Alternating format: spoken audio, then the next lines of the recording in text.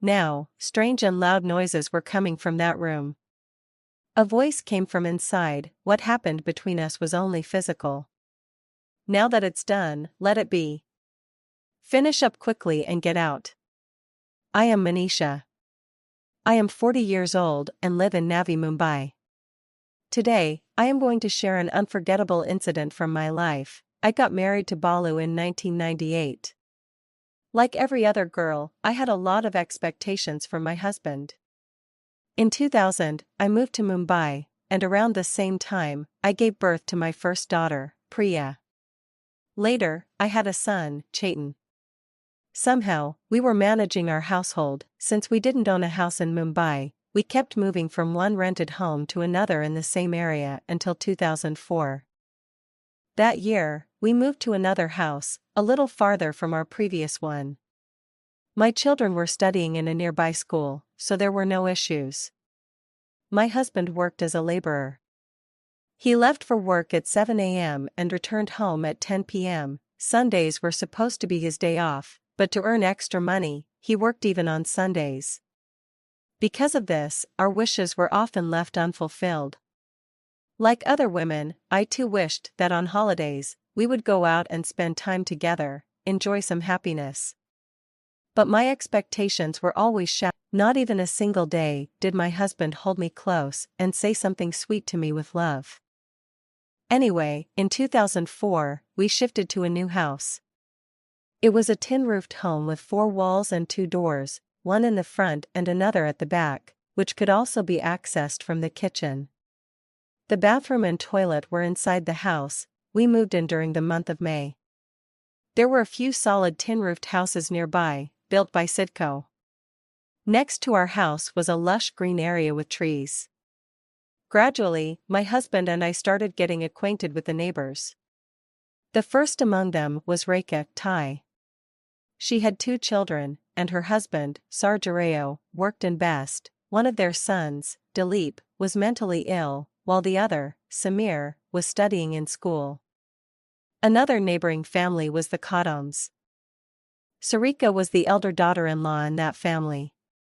Her husband, Tatya, was a driver, and her younger brother-in-law, Pakya, worked in a company. Over time, we all started interacting regularly. My daughter attended school in the afternoon, while my son went in the morning. Since we had a TV at home, our neighbors, including Rekha Vahini, Sarika Tai, Dilip, and others, often came over to watch it.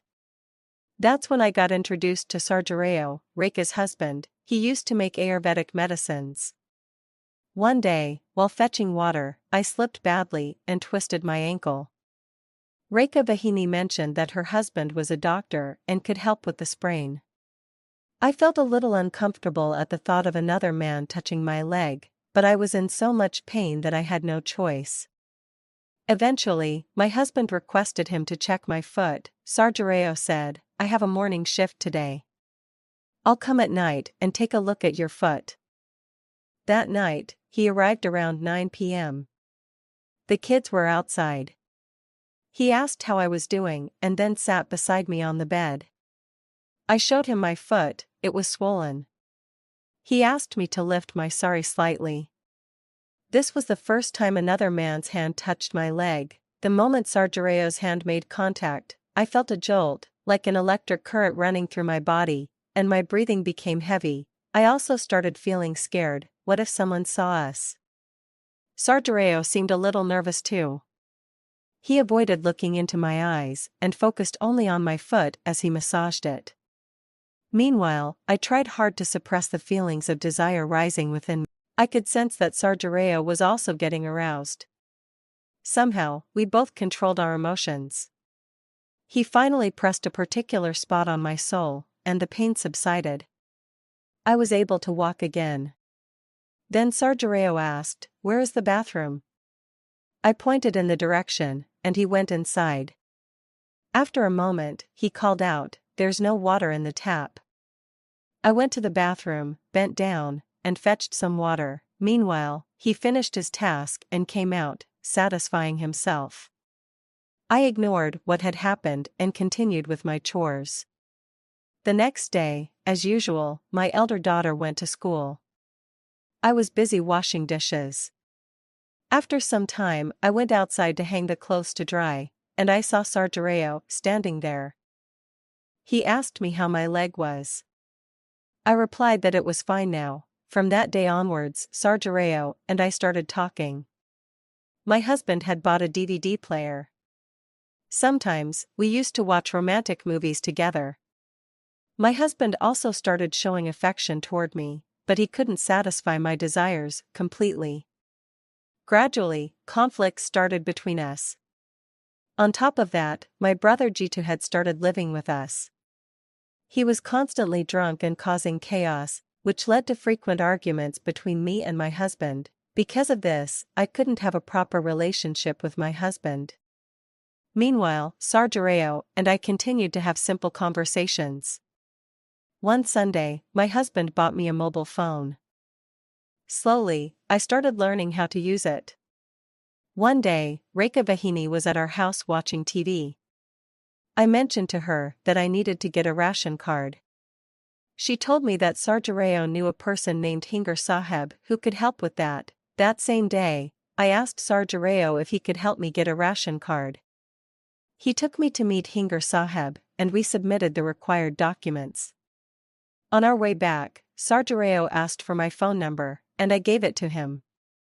Slowly, he started calling me, and we began talking frequently. Over time, Sargerio started sharing personal details about his married life. He told me many things: how his sister-in-law was having an affair with Hingar Saheb, how she would go to a room with him, and many other such details. I also started sharing my feelings, telling him that my husband was not attentive to me. He was always busy with work and never paid much attention to me. One day, while we were talking on the phone, I casually asked Sargerio, "That day when you came to check my leg, you got aroused, didn't you?" He was surprised and asked, "How do you know?" I replied, "When I bent down to fetch water, I felt your touch." Just as he was about to respond, my son walked in. So I quickly ended the call.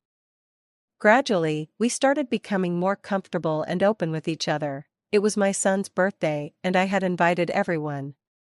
Sargerio's family and Kadam's family were also present. I fed the cake to my son. Rekha, Dilip, Chaitan fed the cake to my son. Gifts were also distributed. Slowly, Sarika's sister-in-law started coming to our house to watch TV. He used to come sometimes. That's how I used to talk to him and why Sarika was talking to him. The days slowly passed. One day Sargerio came home and asked, "Who is at home?" I said, "No one is at home, Priya has gone to tuition." Sargerio came home. I sat down on the couch and leaned against the door. He took a ladder out of his pocket and said that he has brought a ladder. "See if you are alone at that time." When I asked what it was, Sargerio said, "Nothing is good." I said okay and put it in the drawer. While sitting after lunch, Sargerio got a call whether he had seen the stairs or not. I didn't speak. The boy then went to sleep. So it was a full-blown romance. He loved women. She was very curious. I closed the CD a few times and called the surgeon. At that time, I said, "What kind of CD has been sent, gone?" He was a little scared and said the wrong thing. I knew that Sargerio had deliberately allowed me to see the CD. He hung up the phone. The next day, they came and told me the wrong thing. At that time I said that it was better if I did not see it, otherwise there would have been a big commotion. At the same time, Sargerio said, "How did CD feel?" I said it was okay. He said, "I have a job for you." I told him what the job was. I thought they wanted me to do something. My guess was right. "I love you so much," he said. "I want to do something for you, and if you do it for me, I'll give you something." I didn't know what to do. If I didn't speak up, they would get angry. I told them I would try. "Just do it once." I don't know, but since the day I touched Sargerio, I felt close to him. Now I was also attracted to sergeants. I invited him to my house on Sunday. The children had gone to school. We started talking to each other. I walked into the room to talk. As he kept speaking, his entire body began to tremble. She, too, felt goosebumps rising on her skin. She stepped back and made space for him to sit. He sat beside her. Both were eager for what was about to unfold. Today, I am going to do something I have never done before. His heartbeat quickened. She also felt something different. This closeness was giving her a unique experience. He, too, was experiencing an unfamiliar sensation. Unlike other emotions, today's passion was entirely different. Both of their hearts were racing. He could no longer contain his excitement. Their emotions were now uncontrollable. A sweet sensation began to build between her legs. She was now completely ready. First, we started talking to each other. We began respecting each other's feelings. We started understanding one another. Then, I decided to take things slow. I began asking her about her likes and dislikes. After some time, we made an effort to understand each other better. Soon, we naturally started respecting each other's emotions. There was a unique spark in her eyes. She was now filled with anticipation. We quickly decided to honor each other's feelings. Their emotions were now overflowing. First, we started talking to each other. We began respecting each other's emotions. We started understanding one another. I said, "I love you deeply, and I always will." She replied, "I love you too." From then on, whenever we got the chance, we always made time for each other and continued to respect each other's emotions. Even after that, our bond remained the same. I helped her many times. We started understanding each other more and doing things that brought us happiness. After that, we both felt content and fell asleep. Even today, we have maintained our relationship well. We continue to respect and honor each other. If you liked this video, don't forget to like it.